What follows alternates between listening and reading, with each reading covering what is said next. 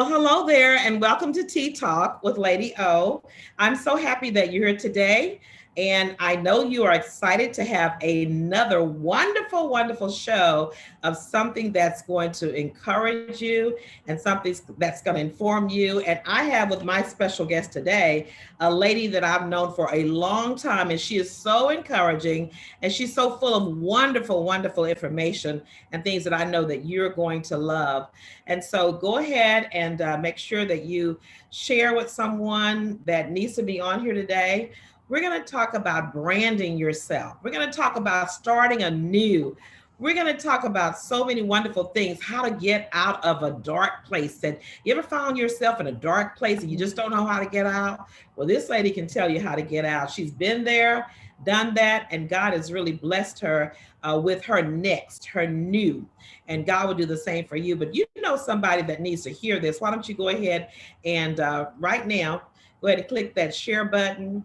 Go ahead and make that little phone call, that text message, and tell them, hey, you need to get on Tea Talk. It's time. And so they'll have time enough to get on and they will not be disappointed. The lady that I'm talking to about is a very dear friend of mine. And like I said, we've known her and her husband for many, many years. Bishop and I have gone over to their studio and work with them, and they've worked with us. So it's a partnership that I really value. It's a partnership that we have grown together and to learn from each other and just even just share as family. And she's just that kind of woman. She's a powerful woman, and God has gifted her with a mind. Oh my goodness, she is sharp, and her mind is always going and accomplishing and sharing things with others. So she is none other than Michelle Harden. Some of you may have heard of her before. And I tell you what, if you've never heard of her before, you will not ever forget her, because she is going to really give you some impactful information today and just get to know you as I know you'll want to get her. And she is from the Brand Master. Now she's going to tell us all what that is. I'm not going to give that away because Michelle, welcome to Tea Talk. We're so glad to have you here.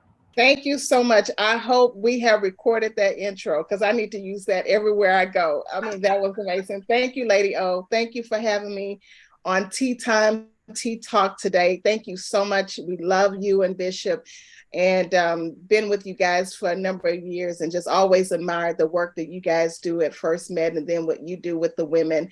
And just thank you so much for being an inspiration to me personally. Yes, yes. Well, let me just say this before I get started. Girl, you are glowing. You are glowing. You know, when you talk about pregnant women, look like I'm not spiritually pregnant. I receive it today. Girl, you are pregnant for something. Everything about you is just glowing. So we're going to talk about that glow. Why is Michelle Harden glowing like this today on Tea Talk? So stay tuned for that. But why don't you kind of start, Michelle? Because some people may not know you. Yeah. Tell us where you're from and as a little girl, what your dreams were. I always talk about dreams. What were your dreams as a little girl? Yeah, that I think that's a great question. I don't really get asked that question, often. So when I reflect on it, I have to go back to Flamingo Street in South Park. That's where I was raised here in Houston, Texas. My father was South Park. I didn't know you were from South Park. South Park, Flamingo Street, right on between Crestmount and Martin Luther King. Oh my goodness, that's when Metro number 77. Yeah, when we first moved to Dallas, we moved over there. We didn't know anything about that area. Yeah. At Pastor Nemo's church, Bethel. Yeah. Martin Luther King. Okay, go ahead. So we're already in the neighborhood. Yeah. Go ahead. So my father was a Baptist preacher. I remember when he got called to the ministry, they had this, service where they asked him so many questions and, just the whole skill set. My mom played as a musician for all the choirs of the church.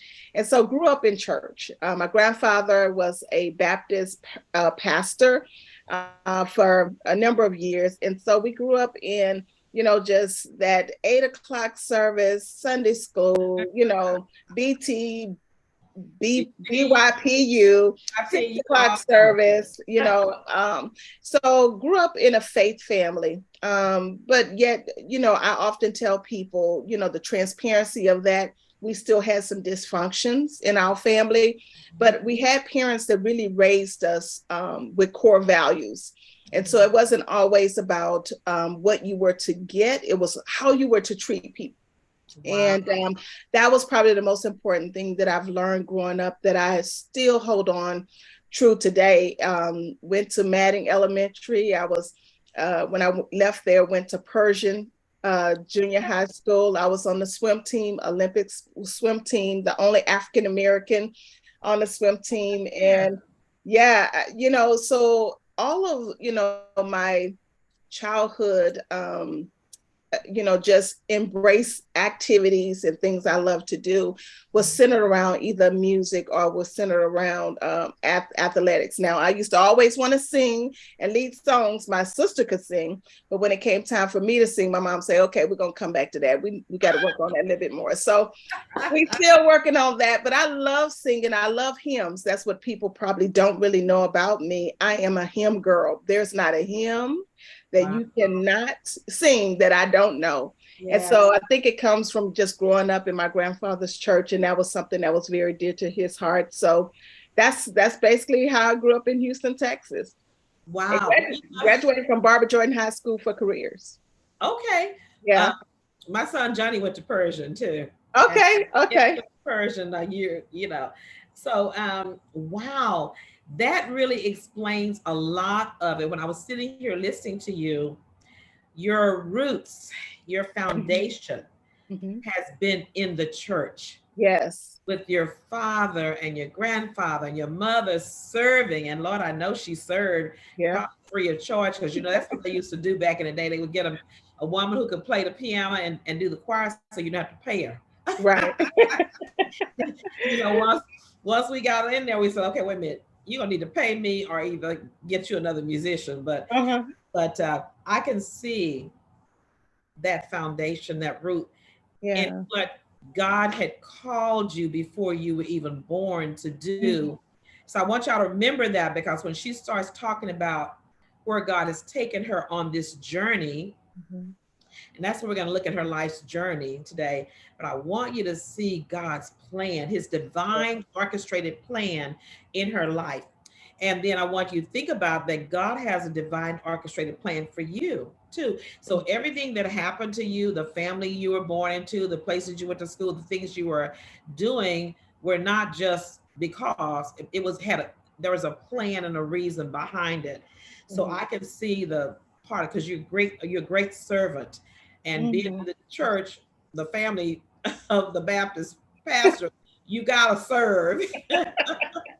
Yes. And day sun up and sun down all day long. And then that faith, even like you said, that the family was not quote unquote a perfect family, but that faith to be able to fight. Yeah. Oh my God, I see all of that now. That's where you get that from. That sounds good, huh? Yeah, that kind of makes it for me, because like I said, I've known you for a long time, but I didn't know those things. But that kind of makes it crystal clear. And I'm on this path this year of understanding where God is taking you. And I know you do a thing that's called mapping. So let's get into your adulthood. So once you got into adulthood, what did you do then? Yeah, so after graduating from high school, did a little college, and but in my childhood, there was something that happened to me at the age of 13, where I was molested, and actually twice, one from a family member and then one from a deacon in the church. And so it altered my life, things that I thought to program my life to make it better. I then thought, let me get pregnant on purpose so I can get out of my mother's house. That was my exit. So those simple mistakes, not having, the guidance that I need as a young woman coming into adulthood, really altered my life. And it altered, the way that I thought that I needed to control my path to where I was to go. So from there, went to work for an insurance company and got married.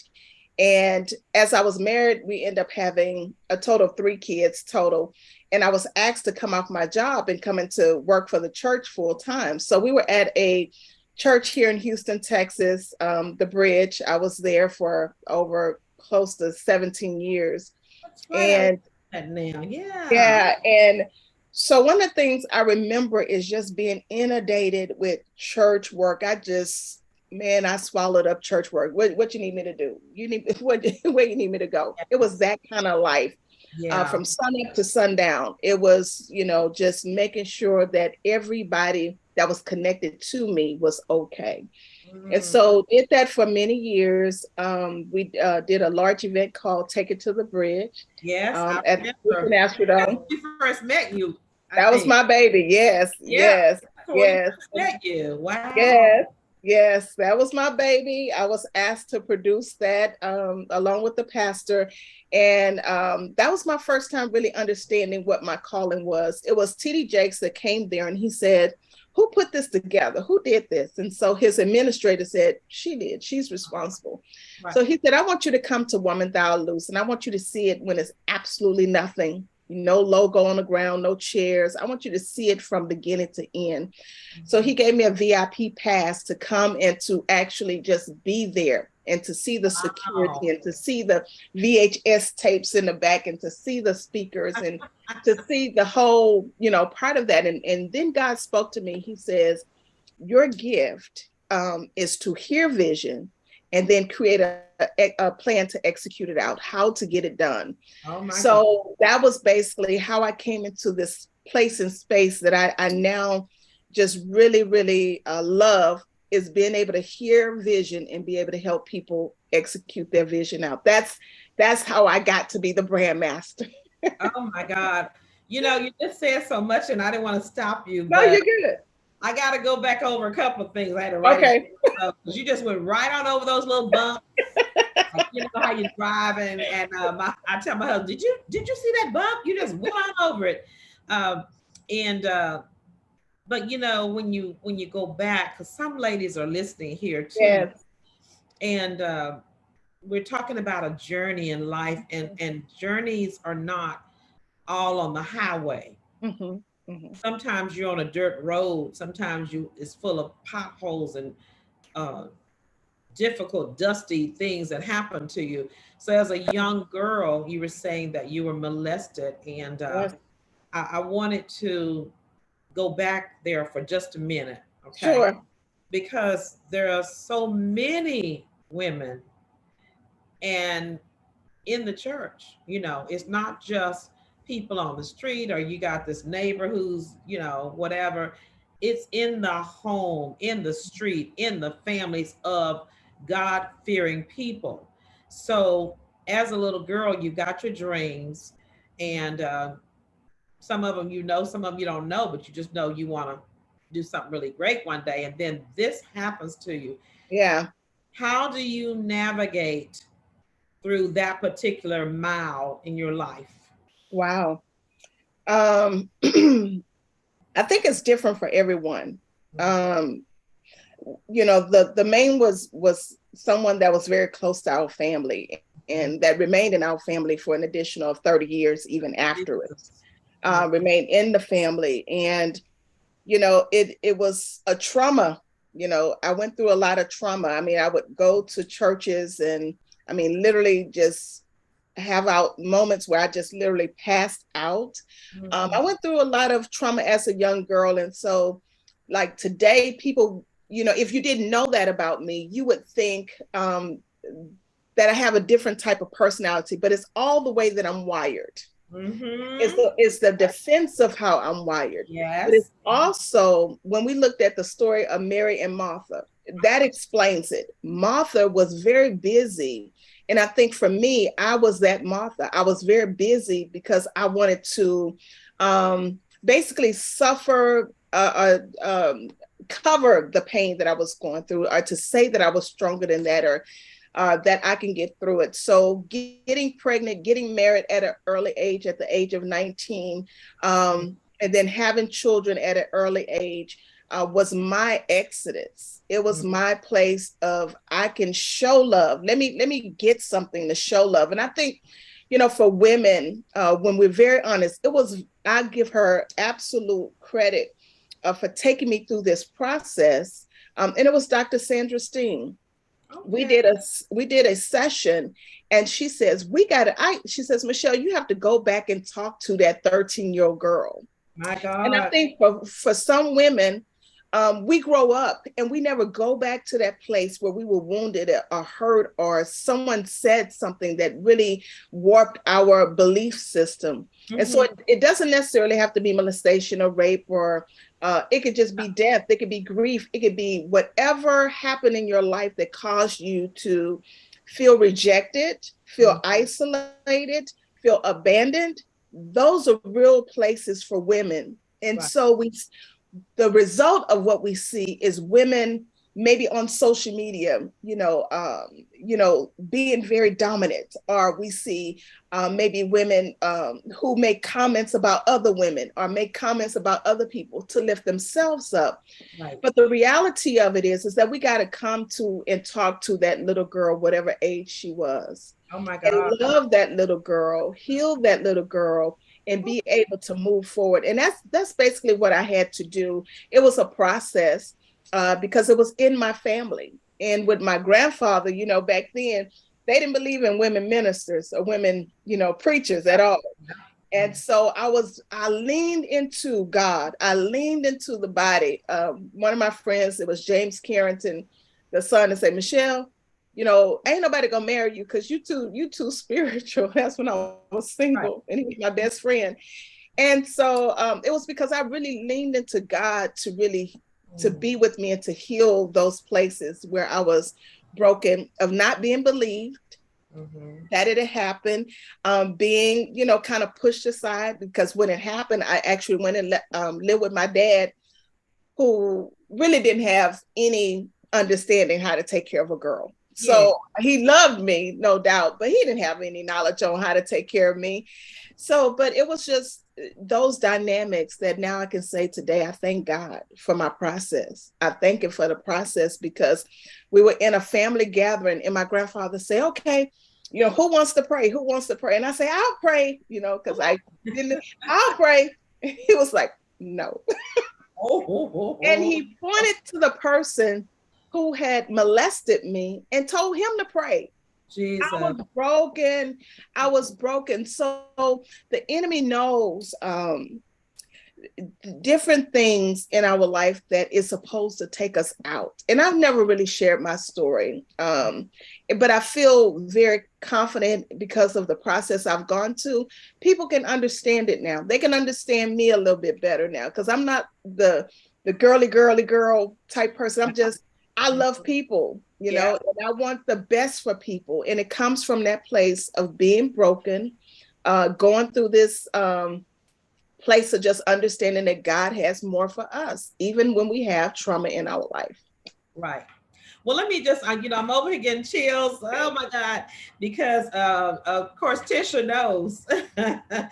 I started writing a book a couple of years ago about the little girl in me. And a dress, and you were just sitting up. My God. And I was like, well, that's exactly, because I've already started writing it, but I never finished it. And when I was at my women's conference this year, that was one of the things I wrote down. I got to finish that book. Because God, you have to. And I didn't finish it during the pandemic. And I'm so down on myself because I didn't. And so when you started talking about that, I was like, okay, God. Yeah. Because there's not many people out there to escort that little girl to her next. Yeah. I was fortunate. I was blessed to be around, Dr. Steen, who's a corporate coach, but spending time with her in a season of my life and having that conversation, that was part of my healing process. And so your book is definitely something that's going to help so many women, because if you look at the dynamics of the church, you have a lot of people who are broken, and they're broken because they don't know that it was that place. That was trauma. They don't know it was the little girl that was wounded. Yeah. So when you have women in the church or women or friends who do these things, you're like, how could she do this? Yeah. say this, it's because she's stuck in a moment that she doesn't even know she's stuck, and she doesn't know how to get through it. So that's Yes. what God gave me to do a couple of years ago. And I feel so embarrassed that I didn't do it. But I did promise God that by my conference next year that I would Yes. have finished. And so, I even call and talk to you, and I said, I need you. Yes. I need to go to We that got to Mount do Everest it. thing. So we've already scheduled to do that. So Yeah. so anyway, I backed up a little bit because I want to make sure that women know, just because something like that happened to you, and it happens to a lot of women. I don't know the Hmm. statistics, but it's quite a few. Hmm. And I want to say it's like 2 in 5 or something. If you count out 5 women, 2 of them have been molested, something Wow. like that. I have to get the numbers right, but the fact that it's a lot, okay, and a Hmm. lot of it has gone on in the church and in Hmm. different places. And we as women of God, we have got to figure out how to help, because it happens. It's almost like you can't let your children go anywhere, Yeah. even go to the restroom. You let somebody take them to the restroom. Who was that? Oprah Winfrey said, "This world ain't safe for a girl." What, she's a girl child. This place ain't safe for a girl child, because we are just being preyed upon in so many different ways and used and kicked to the curb and not given the right same opportunities as others. Yeah. So anyway, I want to say that to that person who's out there listening, Hmm. it is not too late for you. Just because something like that happened to you does not mean your dreams cannot come true. Does not Absolutely. mean that you are finished and that you're not good enough now for what God had for you. So I want to Hmm. just stop and say that to somebody. Absolutely. And as we continue on with your story, they're going to see how God still used this Hmm. little girl Hmm. who had that happen in her life a couple of times, who people didn't believe, and da da da da. So, so I wanted to just stop and just cover that little bump in the road. And the bump in the road. Little bump. Let's just stop here and talk about that little bump, because that's what we tend, as women, we tend to just keep going. Yeah. You just got a bump happen to you, and you'd be like, I know it happened, but you just gone, and you don't stop to process what just happened. Yeah. Um, Yeah. and we need to do that, and we need to give ourselves freedom to do permission to Hmm. stop. But what we always do, and I hear you saying this too, we're always trying to serve and make sure everything is okay for everybody else that's connected to us. And when the reality is, you're not okay, Yeah. and you need Yeah. to take care of yourself. Yeah. Okay, so let's go on down. We can go back to the story of where, so you're an adult now, and you're doing all these wonderful things. Because Hmm. Take It to the Bridge was, oh my God, it was just phenomenal. Yes. I didn't know you personally like that. I just knew you were the one that we would go to get the tickets and be a Hmm. part of whatever.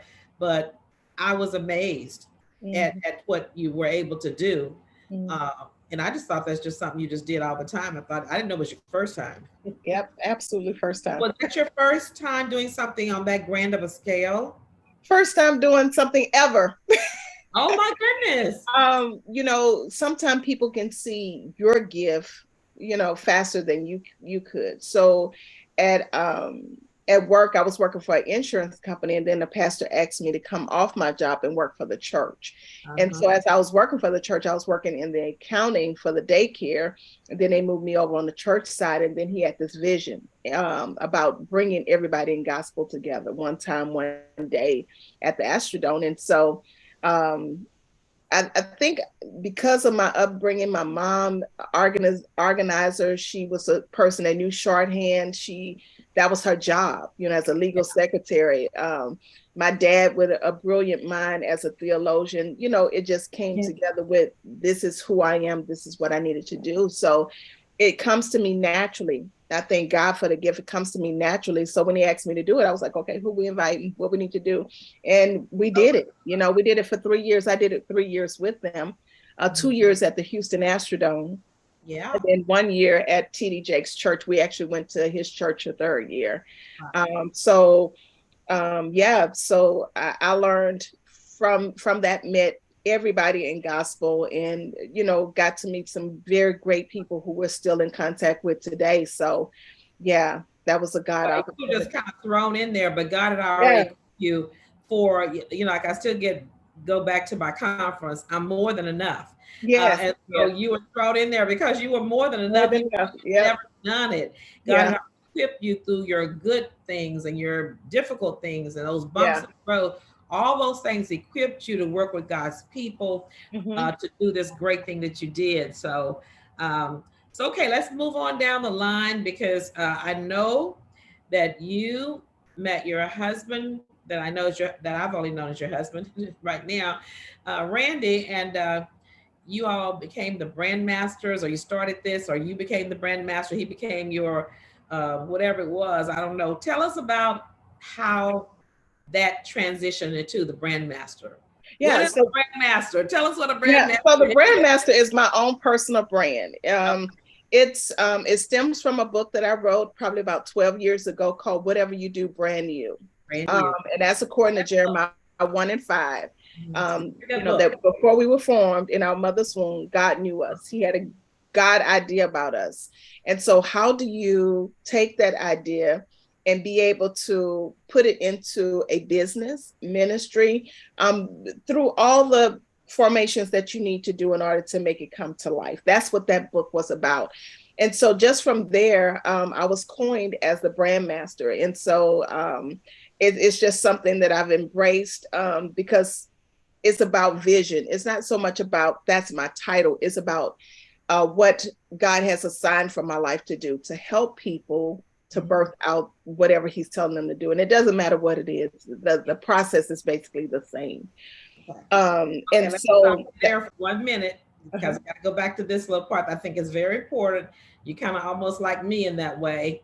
You didn't really talk about this book, okay? Okay. Whatever you do, brand new. You just kind of read over that little bump in the road there, like it was a bump in the road. But it's a very important bump in the road.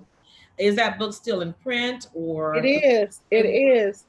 It is. the Whatever you do, book? they can get it. They actually have to get it from me because I took it off of Amazon, so they can purchase it directly from my website. Ask the Brand Master. Wrote it. Is that your website? Ask the Brandmaster. Okay. Askthebrandmaster.com. .com. So they would go on askthebrandmaster.com and they can find out more about you, and they can Yes. also order the book if they want to. Yes. Okay. I need, Absolutely. and it's a Absolutely. great book. You need to get it because Yes. even though you may not be quote unquote in business for yourself or whatever, you still have a brand. Mm-hmm. And that brand is what people think about you when your name is said. I would That's my definition is what do people think? What are the words or the thoughts that people think about you when they hear your name? Is that Yeah, good? that's it. That is it. And to be clear, it's not about pumping yourself up or elevating yourself. It's walking confidently in your God-given talent, what he put you on this earth to do. Come on now. Come on. That, that's it at the end of the day, because sometimes people get caught up in titles and things of that nature. And it's not that, it's just God has equipped you. So Right. just walk authentically in who he's called you to be. And just remember those little rules that they always taught us: be humble, be kind, all Yeah. those things, but that's Wow. something that he's given me. And so when people think about me, it doesn't matter where I go now. And I'm very humble about it. I can be in a grocery store. I mean, I was on an airplane I think it was last week. I was on an airplane and going to Florida, and a lady came on. She gave me a hug and she said, "How you doing, Michelle? How you doing?" And I was like, she said, "I watch you all the time." And she had her and her daughter. She was taking her daughter to Disney World. But I tell you, I didn't know who she was. Exactly. But You she knew know, you. yeah. So that's what it's about. Is just where people can know what you do and know that you care about their success. Right. And they may not even know your name, but they Yeah, know your brand. They know what you do. absolutely, And so you absolutely. want them to know both of those, especially if you're in business or you have some kind of ministry or 501c3.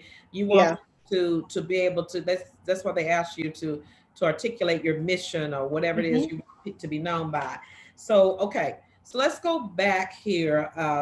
We're talking about branding each other because I know you have this new thing that you're doing that I, been trying to kind of slow you down a minute so you can help me do mine. And that's the I mind got map, or what do you call it? Tell us about how do you figure out what is it. it God wanted me to do? I can do all of these things that God has called me to do, and I'm doing pretty good. But Yeah. I tell people it's like putting that peanut butter jelly, that little bitty half of a teaspoon on all these pieces of bread, and you just got a dot of peanut butter on all these slices of bread, and it's good peanut butter, but it's not making an impact when you get it Yeah. to it. You can't even tell the peanut butter's there too much. So tell us about what you do with that. How do you help people to Yeah. define, you know? This was very important, and it started with me because I was that person that's gifted to do a lot of things, and Mhm. most women are. We can do a lot of things. You see us selling this, doing this, because that's kind of how we're wired. But Uh-huh. I had to come to a realization, if I really wanted to have corporations be connected to what I did, and then be able to go into the area to know who I was called to help. Because when I wrote my book called Whatever You Do, Brand You, somebody asked me, who is that book for? I said, it's for everybody. Everybody needs to get this book. And that's how you feel coming out the gate when you have something new. You feel that Yeah. your brand is for everybody. And the reality of it is that there is a bullseye target audience, which we call an avatar, that you call to. Okay. And once you get the avatar and you hit the bull's eye of that demographics who you call to, it Right. doesn't mean that you discount everybody else. It just means everybody else is a bonus. But when you are targeting to your target audience, then people will know exactly who you are called to. So we call this the mind mapping matrix. Okay. And it's in four parts. It's in four parts. And the first part deals with people. So I go through a process with my clients on when we talk about people, we nail it all the way down. We give her a name, we give her an age, we give her the income, what she drives, where she lives, because it's a difference. And that difference is based upon, here I am, I feel my teach. Oh, The difference is if it is my profit margin, because I'll tell you, it's people, process, platform, profit. okay. When we deal with our brand, Mm-hmm. do we ever get to the profit part? Most of Oh, us don't. If we no, we speak do not. reality, we go, people, I'm doing women's conference. It's going to be on this date. The process is, I'm going to this registration, this, and then I'm going to the platforms. I'm going to promote it on social media. But you don't think about the profit part, that I need to have my book done so that I can have a product at the back of the room, that I want to have. Number one, I want to have 300 registrants. And Okay. then those 300 registrants, I want to lead them to a master class. Out of that master class, I want to lead them to a signature program, a high ticket program. So that's the profit part that we never consider when we're doing an event, a project, and things of that nature. So God gave me the mind mapping matrix because it starts in our mind. And it's basically a mind dumping process. So when you see a mind mapping, and I have a couple of, pictures and illustrations, it look like you all over the place. But what it means is you have flushed out Wow. every part of your idea to make sure that at the end of the day, the results is that you have met the right person, which, their name. And I can tell you my person, my avatar would be a Bishop O, who's between the age of 50 and 60 years old, who drives a Mercedes Benz, who earns probably $200,000 a year. He's a pastor, he's a visionary. Those are my avatars. God has called me to pastors, He's called me to visionaries, right? Because they are the ones that have the vision to help everybody else, disseminate what they need to do. And so going through that process helped me understand exactly who I was called to. Okay. Okay. So we're gonna have to get started here because I'm And like, you're a visionary too. You're okay. a visionary. Yes, ma'am. Because we got to deal with that little girl. We got to get you because so many people are waiting on you. Yeah, we So many got people, yeah. yeah, and I keep doing for everybody else. Yes, ma'am. I do everything else but the profit part. Like I can play in the conference, everybody had a great time, Yes. everybody was blessed. But after the conference is over, I'm trying to recuperate physically and mentally. But the profit part of it, of where we go next from there, I haven't even got a clue because I'm thinking just get through it. Was it Yeah. successful? And you what's for next year?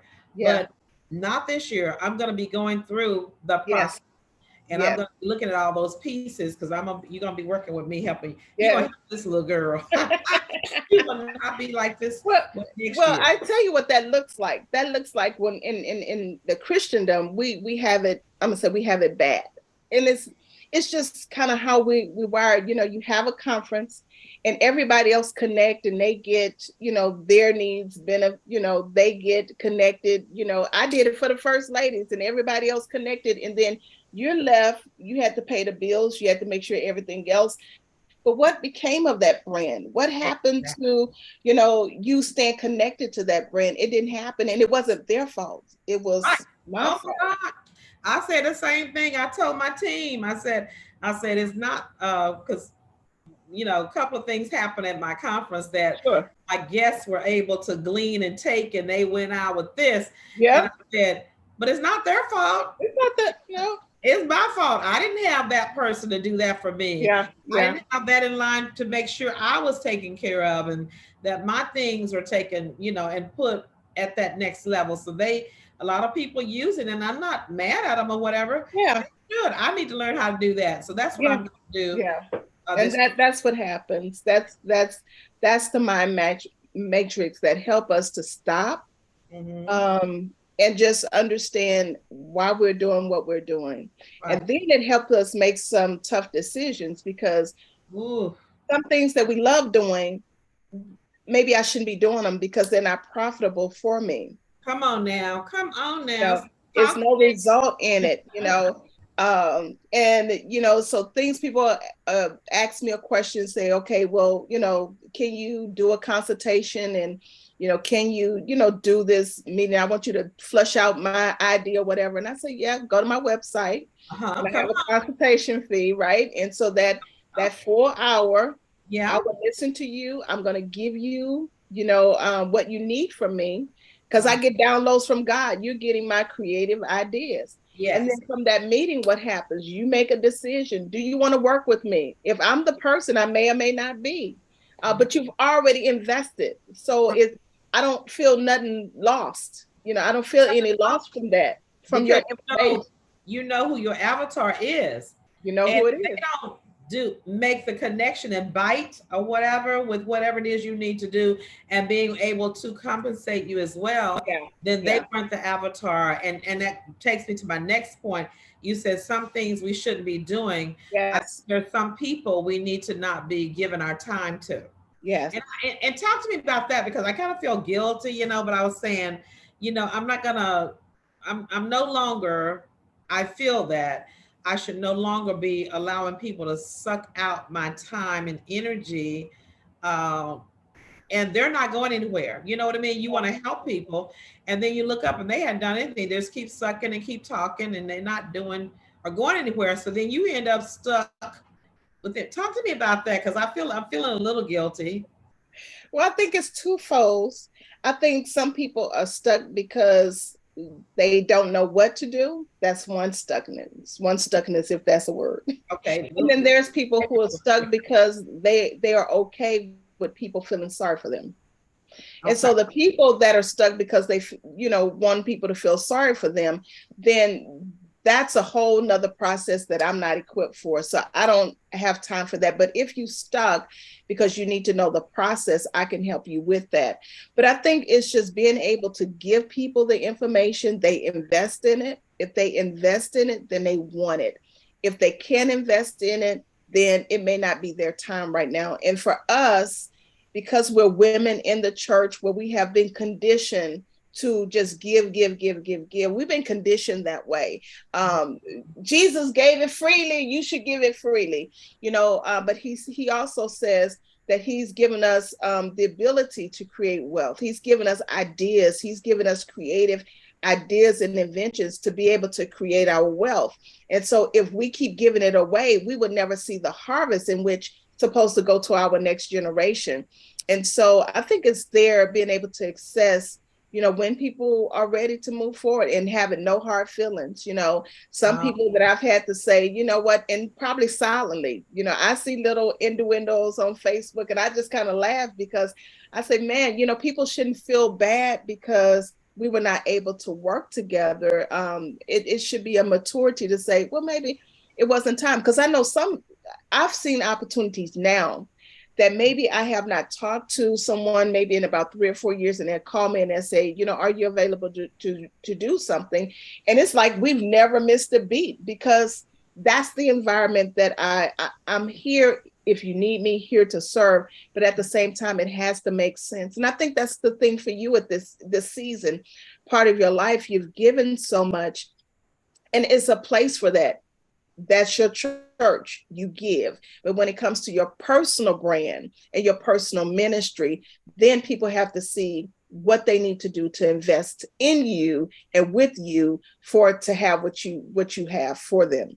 So I think that's yeah. I like that you said, you take it off of yourself so you don't feel sorry or feel guilty, and just understand it's not their season. Yeah. It's not the time for them. It doesn't mean that there'll never be a time that they can't work with you or you can't help them, but they're not at that process, that step of the process in their life that they're ready to invest or they're Yeah. willing to invest. A lot of times I find that people, they can invest, they just choose not to. And Yeah. they invest in everything else, but they want you to give yours for free.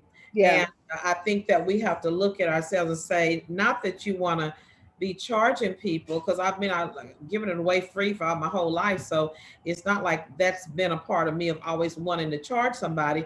But at some point, you have to value yourself and your time Yeah. and realize, because I found this too, that people that are, if when it's their season, they're willing to sacrifice and invest. And if they're not, like you said, shouldn't feel guilty. It's just not their season yet. Yeah. Yeah. And when it's their season, then it will be easier. And then maybe some people too, it may not be at a time when they can afford to do this, but they need to do some other things, save up, pay off some bills or whatever. And because I think even if you were to give it to them at a discount, sometimes people just say, well, just give it to me for free. Yeah. At a discount, I think you need to pay for things to make it valuable if you can. And I mean, there's always that person who you'll, and I do that all the time for my conference. I'll tell people, look, I'm gonna bless you with this booth. I know you can't afford it. I need to tell everybody, but I'm gonna bless you with this booth. So I do so back into, you need a free ticket. Don't worry about it. Come on, I got you, whatever. I know it's one little lady that comes every year, and she's not gonna be able to pay. And if she is, she's not gonna pay, because that's just what I've kind of, that's I always got my ticket ready. She already know. She already knows she gonna get a free ticket from me, and I already know I'm gonna give it to her. So that's that. But I'm not gonna give it to everybody, and I can't give it to everybody. Okay, let's move on. Okay, because I definitely want to get to this part too. Yes. Because I know that you look good, you look beautiful. Every time I see you, you look good, you look beautiful. And you all honored me and Bishop this year for our marriage at your conference for marriage. And I want to get the name right now. Hold on a minute, got it written down here somewhere.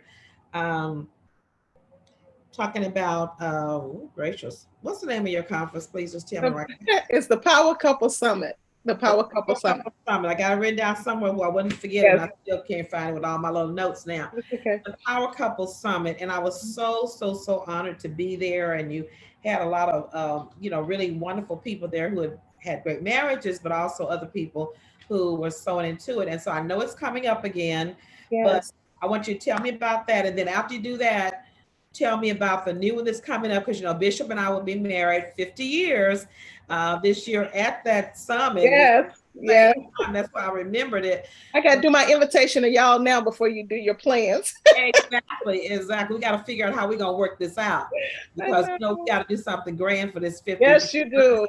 Yes, you We do. definitely want to be a part of what God is doing in your life for this marriage. So tell us a little bit about that, because I want to talk about that bump after that.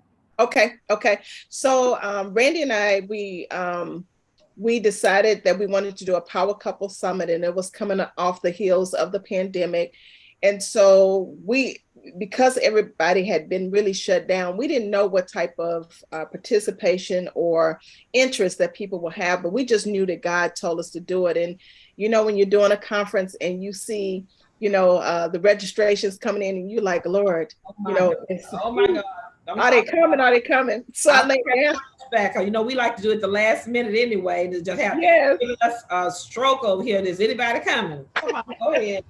And so I lay down one night, and the Lord says that it will be people that you don't even know that will come to this conference. He's going to connect us with people who need to be revived in their marriage. And so we did that conference at Houston Baptist University, and it was absolutely phenomenal. We had the pleasure of using the Dr. Miles Monroe and Ruth Monroe, their names for our legacy awards. So their daughter was there. It was something that Randy and I had prayed about. We finished our book called Not Easily Broken, and that's KNOT, Not Easily Broken.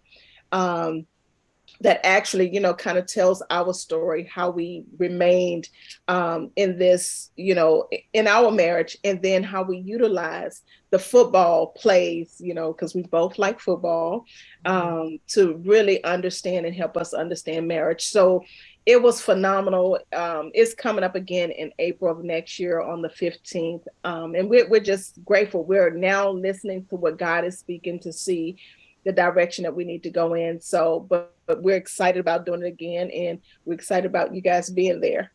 Exactly. Well, listen, I wanted to get that in. So put Yeah. that save the date, guys, on your Yeah. calendar, because we really need married couples to be there. The speakers that were there were really great. I was really Yeah. blessed, and not only honored to be honored, but I was also blessed by the people who spoke. And then the book, of course, KNOT, Easily Broken.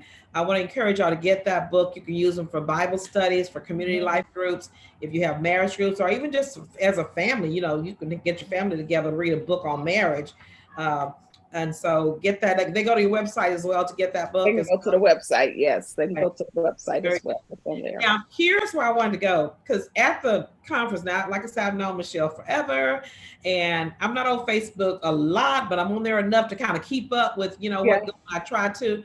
And so I always try to see where she's going, and she always sends me out things for Constant Contact.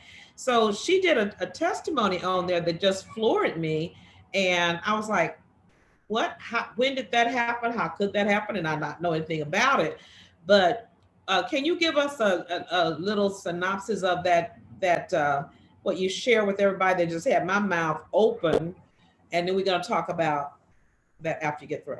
Okay, so I think it has a lot to do. We talked about as far as mind mapping, when you're tied into everybody else's purpose but your own, not knowing that you're called to help.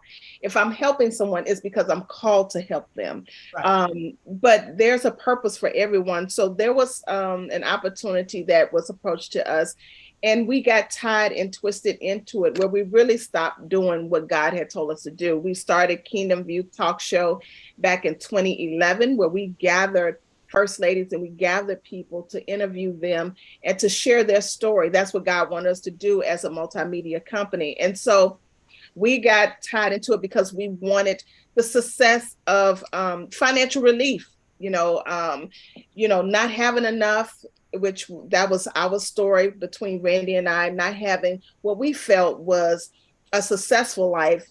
We went and poured ourselves into somebody else's company, only to find out that there was a lot of things tied into it that was not legal. There was a lot of things that was not right. And so with that, of course, the demise of the company happened.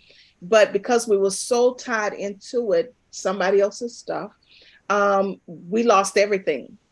We lost our car. We lost our place where we lived. And Randy and I was put in a situation where we was absolutely homeless. We were in a place where we stayed at a hotel for more than 4 to 5 months. And when we sat there, we were in this mental place, because when you're in this place, you don't see a way out. And I'm gonna slow down and just let you guys absorb that. You don't see that your next is gonna be greater. You don't see that. And so it was on the end of I think it's 2018, because then we get into 2019, that's when the pandemic hit. If I got my years together. But it was whatever that end of that last year, September, October, November, December, we were literally in a hotel, and we were had our little dog with us. And then we decided, listen, we can't even take care of this dog. So we was going to take the dog to the pound and get rid of the dog. But Max got saved.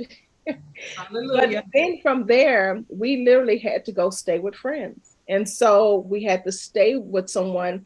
We was going to stay there 2 months. But then that March, the whole city got shut down. And so now we're right smack in a pandemic. And we literally stayed with this couple from the January all the way to the next January. It was like 1 year to the date. Wow. And so from that, in that hotel room, if I can go back to that, we were in, just imagine your 1-bedroom apartment or house or whatever. That's the amount of space that we had for that length of time, the two of us. Yeah, that was in 1 bedroom. Emotions, I don't think we ever blamed one another, but we sat in a place of just asking God, why us? Because our heart was to help, people and they had owed us a lot of money. And so we were banking on that to do other things. So in the loss of everything, we never missed a Sunday service. We still went to church. People didn't know. They had no idea that we were. You dressed up, got your makeup on, hallelujah. People don't know you in a 1 room. Didn't know. And literally when we would get out of church, we would go back to the hotel room, and basically that whole week, our meals was like the Roman noodles. I mean, college students, it was us. We had those Roman noodles, and we would go to Church's Chicken, and I would have a breast and Randy would have a drumstick and a thigh. And that was our meal literally every single day. They would have breakfast at the hotel in the evening. So we would kind of keep some of the food and bring it up. But I said all that to say that it was a very humbling time in our life. And we sat on the bed at one time and we literally cried together.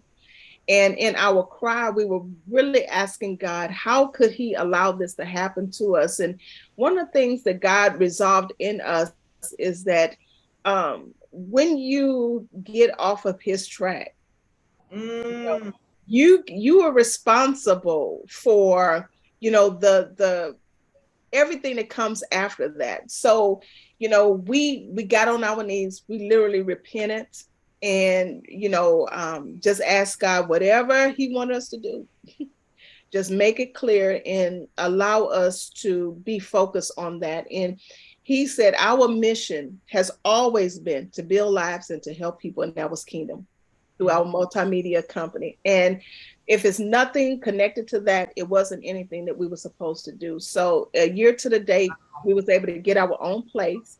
And so God just blessed us. But I'm telling you, that time in our life was one that it was very, very humbling, because it's something to walk in church and you're the only one that know what you're going through. Oh, Jesus. That's every Sunday, right? Every Sunday, people you don't know what that person is going through. You don't know where they just came from. That's why we should be hugging everybody. We should be talking to everybody. How are you doing? Just really getting to know people, because we don't know. And in that place, being at the hotel room, they would slip, little notes on our door saying, okay, you owe this amount. And we couldn't pay it. We couldn't pay that amount of money. So we paid them what we could. But from that standpoint, it was like we just didn't know. We didn't know. But thanks be to God, who has the plan, that after the pandemic, work and stuff started coming in and we were able Now, wait to a get minute. back on our feet. Before you go on to the success story, let's go back to this dark place. Yeah, Because it was dark. I wrote a note here that was like a ooh to me, because so many people are trying to live through other people's dreams. And Mhm. somebody said, "Oh, come over here and do this. You can make $1 million," and Yeah. da, da, Whew. da, and you go jumping at it, and God hadn't called you to it. So I wrote that down. So God has to call you to it. And so as you can see, going back over her life, that's why I wanted to go through it like that. God called her to this before she was born. That Mhm. was her assignment. And she got off track from God. Yeah. God didn't leave her. She Yeah. got off track. And so what God was waiting for you to get back on track to where I have you to go. He Yeah. who has begun a good work in you shall bring it to pass. So Yeah. I wanted to go over that a little bit. And then I also want to just say something else you said, that if people offer you to do stuff Mhm. and it's not connected to what God called you to do, you Yeah. don't, you don't jump at it, Don't do it. because it can take you to where God can get your attention real fast. You think, oh, I can do this, God. I can Mhm. do anything. And so they give me this. I don't even, because you probably did not consult God. Mhm. May have told him to bless what you Yeah. have to do. And he said, no, no, no, but that's not what I called you to That's do. not the way. Yeah. And so I think people need to get comfortable with what God called you to do. And don't look at it as something, oh, that's little. I should be running the this. No, whatever God called you to do, whether it is considered in your mind small, or whether it's considered in your mind as I should be the one that's over it, and I'm here, I'm serving this person, or I'm doing this when I could be doing this. You need to stay in your lane and stay on track with where God has called you to. And when people offer you things to do to get off that track, Mhm. you need to don't touch it. That's what I wrote Yeah. down. Touch it. Don't touch it. Okay. Yeah. Now this is the thing I want to get to, because I want, before we get, I gotta just your success story. So when you get off and when you get home, is the thing that you said too, and when you were telling your story before, you said we had a house Mhm. full of furniture, full Yeah. of towels, pots and pans, and trinkets House and pictures. bed. And so when you said when you had to leave that house, you could only take stuff that you could take in a suitcase that would fit in the hotel room. Yes. Now Yes. that's not me. Yes, and it was basically, as far as files, paperwork, that was probably the most important things that we needed, because of, different dynamics of things that we do. So we had boxes of, books and those things and our clothes, Yeah. but the furniture and, the desks and the whole setup of our house, we had to leave it behind, because Okay. we had no place to put it and Yeah. you had no money to put it in a storage. So Exactly. yeah, so it Wow. wasn't, it was That's a Job experience. look here. That's a dark place. We talk about along the journey, you'll have dark places. And Yeah, this wasn't a bump in the road. This was a dark, what you talked about earlier, where you just cannot see how it's gonna work out. yeah. You Can't just have to trust God. And when I hear people say that, I wonder, do they really know what that means to trust God? When you don't have, I mean, it came to conversations that we had, Randy, do you need to go to Star of Hope? And I go to the women's side. We were see. having those type of conversations, Yeah. That's because that's it was something we knew we had to walk through ourselves. right, It was right. something that we had to walk through.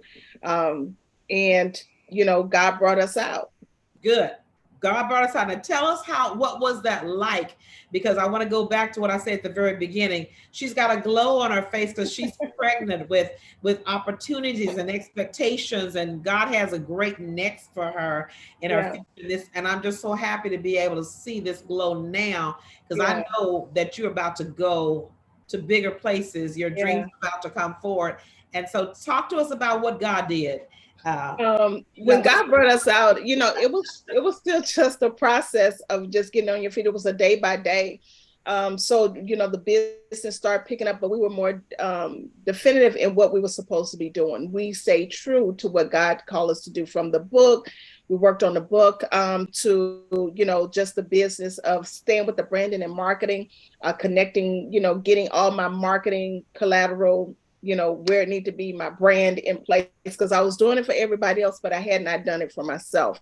Right. So setting my own foundation was the first thing that I actually did. And from that started with ministry, working in ministry again.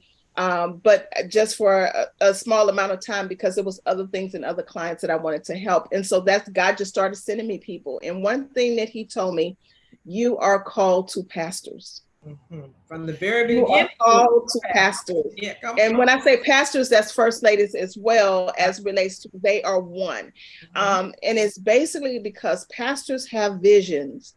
They have things that they want to do, but sometimes they too get locked into other people's dreams and visions with the church, that they have not birthed out what they needed to do. So I started working. I had a coach. I still have this coach that literally every day we're walking through strategies on where I need to be, pivot in those opportunities. And so started doing conferences, wrote the book, we did the conference. And so God has just been, it's more than manna. God has just been sending people, sending clients. I went back for my real estate license. Mm-hmm. During the pandemic, I got my real estate license, and my first sale was a commercial property, and everybody probably pretty much knows the church, but I sold a church for $1.3 million. Jesus. That was when I come out, and it was 1.5, 1.3, whatever it was. It was over $1 million property that I've sold.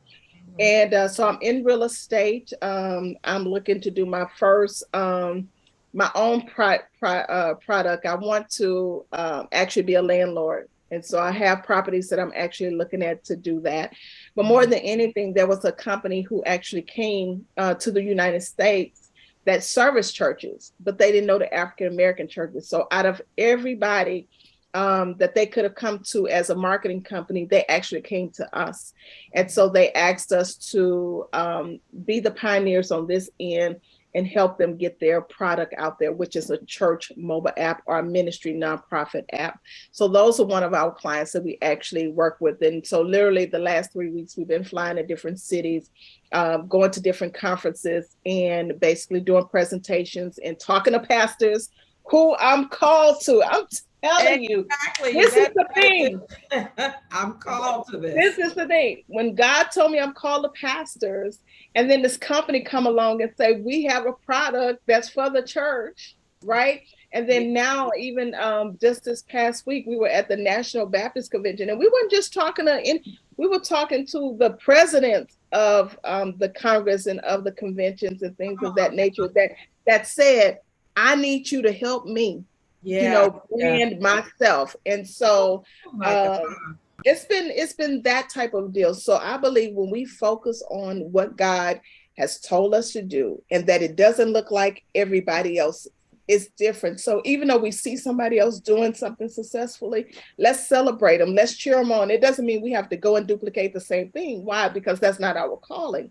But if we stay true to our calling, what he's calling us to do, then he will connect those people. He will connect the people that we need to be connected with in those spaces. So, that's been our journey. And Randy and I have been just overjoyed to see what God is doing in this season, and just know he's not done yet.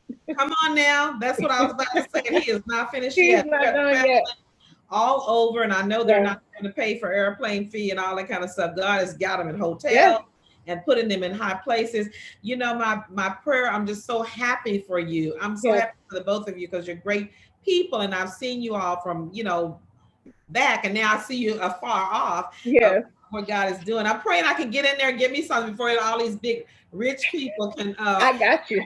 Okay. You remember family, friends when I was. No. But I'm really, I do feel it. I feel it in my spirit. And I said that's why you have that glow about you. It's like the Spirit of the Lord is just overshadowing you and Randy for your faithfulness, for your dark time. The light is now here, and this company is called In Peace, and Mhm. we're going to talk about it more a little bit later on. But I just Yes, wanted to get them to know you, know how they can get in contact with you.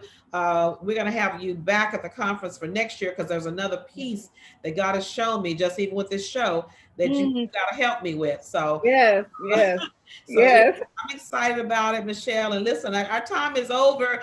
It just goes by so fast when you're having fun. But yes, but you got her information there. Please contact her. Let her know. Even in the chat room, let us know how blessed you were about this show. Share it with somebody else. Share it with your pastors, the people that you're in business with, and let's go and do what God has called us to do in an excellent and marvelous way. And looking forward to the next in the lives of all of you and yes, us as well. God yes. bless you, Michelle. I love you. And thank you so I much for love you being my too. guest today. Mwah. Thank Love you you. so much. Love you too. Okay. All right. Bye bye. Bye bye. All right. See you next Sunday at 3 for tea with Lady O. We have another wonderful topic that's coming up, some more wonderful guests. So don't miss it. Share and subscribe. We look forward to seeing you again. Be blessed.